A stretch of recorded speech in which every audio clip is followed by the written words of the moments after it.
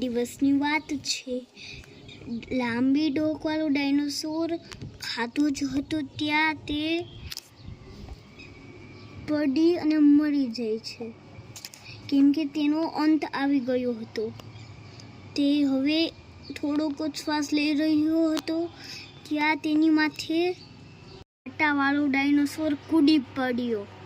ત્યાં અચાનક બે વાઘ કાંટાવાળા ડાયનોસોરની પૂંછડી ખેંચીને તેને પછાડી દે છે, પછી તેને નીચે પછાડી દે છે.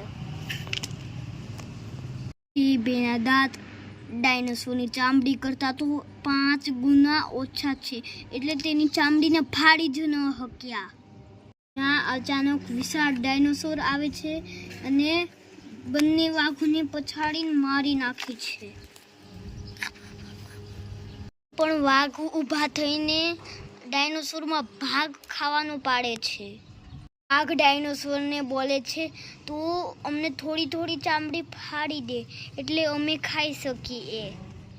ડાયનોસોર માની ગયો અને પગેથી ચામડીને તોડવા લાગ્યો. 3 ભાગ પાડ્યા. અહીંયા ખુદ તે ખાવા માંડ્યો. બીજો વાઘ અહીંયા આવી ગયો, ત્રીજો વાઘ અહીંયા આવી ગયો. 5 કિલોમીટર દૂર એક ચિત્તાને તે પણ દેખાય છે. તે ઝડપીમાં મોટો વિશાળ કૂદકો મારે છે અને સીધું ત્યાં પહોંચી જાય છે. એ પણ ડાયનોસોરને કહે છે, મને પણ ચામડી ખોલજો. એના માટે પણ ચામડી ખોલી દે છે અને બધા મસ્તીથી ખાવા માંડે છે.